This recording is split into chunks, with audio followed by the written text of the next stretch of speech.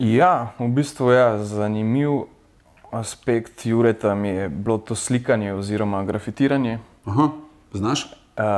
Ne, nisem znal, sem se pa malo naučil. Ker smo imeli tudi enega učitelja za grafitiranje, ker je bila ideja, da bi jaz v samem teku risal grafiti oziroma grafit. In sem imel ene 4 vaje z njim, ker me je učil v bistvu, kako se barva, kako se nanaša barva na steno, kaj so različni kepi, kaj to pomeni, kakšna je prava razdalja. Ja. Vse to, pa sem pa v bistvu doma ful risal s flomasterji v tem obdobju. Potem se pripravljal, ja. Po mestu si grafitiral?